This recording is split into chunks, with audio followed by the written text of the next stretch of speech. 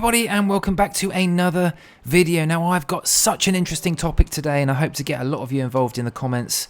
What is going on with the Zwift Racing Score? So for those that know, the Zwift Racing Score is now the current scoring system that Zwift use.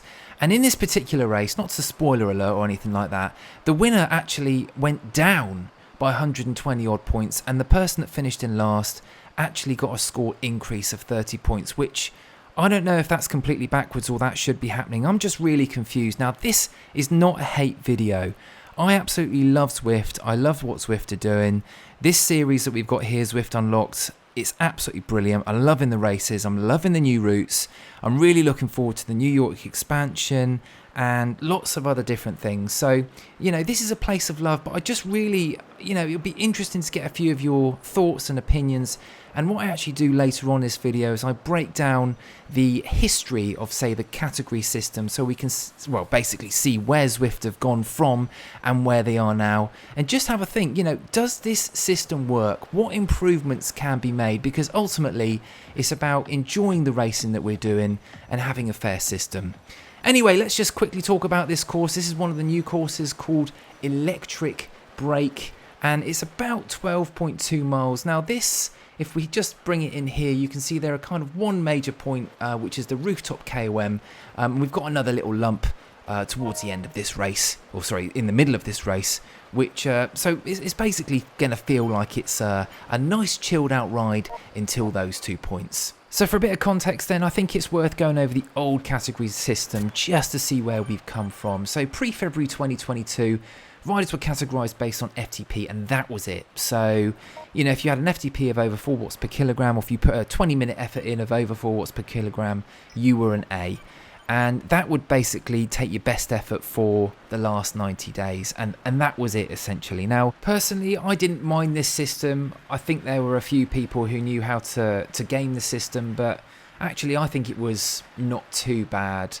And it worked well for a very, very long time. So after that, February 2022 to October 2024, we come to the introduction of the ZMAP and ZFTP. So Zwift used your last 90 days riding activity to build a 2 to 50 minute power curve based on your fitness as a rider, and you can see there I've put the categories. Now, I think this worked quite well, but the issue for me in this always was I was always at either a top of C or a bottom of B, and the categories felt way too wide. I was never ever going to be anywhere near the top of B, but for me, I just kind of felt like they should have just narrowed the categories but kept it in this format. That's my preference. Anyway, we're going to pause there and just get back to the race. You can see we've come through to the major first little bump in this one, and you might recognise, some of you that watched my Zwift Racing League video the other day, this was where I pulled away and made a little attack.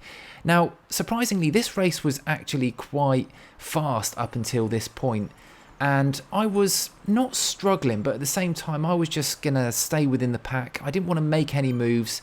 It's a different calibre of riders, I would say, this one, because you've got much higher, I'd say, ability in this race, because you've got up to a racing score, I think it was 590.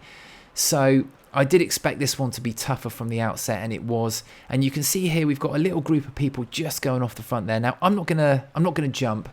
I thought there's not too many of them at all, and I'm just going to wait and see what happens up this next climb, because I know we've got the KOM coming up next, the rooftop KOM, and I didn't want to burn all my matches at this point. Anyway, we'll quickly pause and go back to the system that we've got now, which is the ZRS scoring system. Now, essentially what Zwift say here is every rider is given a score between 0 and 1,000, the higher the better, and Zwift say that it represents the current fitness, or your current fitness and racing skill. Your score increases as you improve. And really, as you race, the score should improve. And if you do or set a new PB for 5 minutes, it should increase your score as well, as what they say. So that's why in this race, I was really confused at the outcome. I'm not sure if it's just a blip in the system, but you can see it's been running since October 2024. It's been out there for a whole year now, so you'd like to think that this would be almost perfected now. And the other thing that I just want to mention is that the Zwift Racing League, which is Zwift's own league, is still using the previous category system with the ABCD, which surprises me, and I know it's difficult perhaps, but I'm just not sure when designing a new system you wouldn't make the system work for every type of racing, for team racing and for individual racing. And this is not to bash Zwift at all. As I said previously at the start of the video, I think they do a great job with everything. It's just this, maybe they need to just have a little look at it again, especially after what happened at the end of this race with the results, you know, just doing the complete opposite, I thought, of what they're meant to do. The other thing just to mention that I really like about the scoring is the fact that the categories are now shorter. So I never feel like I'm going to be in a race where I'm going to be completely at the bottom forever. So I do like that. So I think Zwift have done some good things with the scoring system.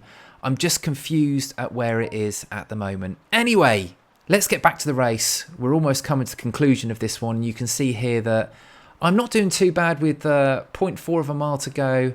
We're nearly at the end, but the legs just unfortunately haven't got it for me. Now, the front group actually managed to stay away, which is kudos to them, because that looked like it was very, very tough. But the training slowed down a little bit this week for me, which is a shame. But I've done 4 weeks solid, just needed a week to kind of chill out, and then I'll be back on it next week.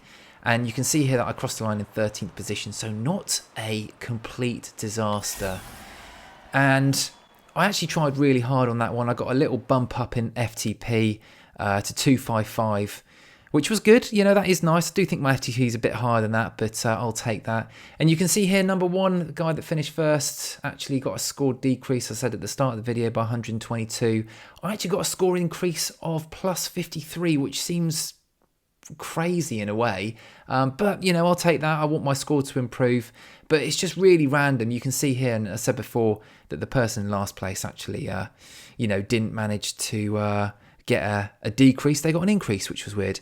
Anyway, let me know what you think in the comments. Please don't forget to like and subscribe. Thanks for watching, and I'll see you on the next one.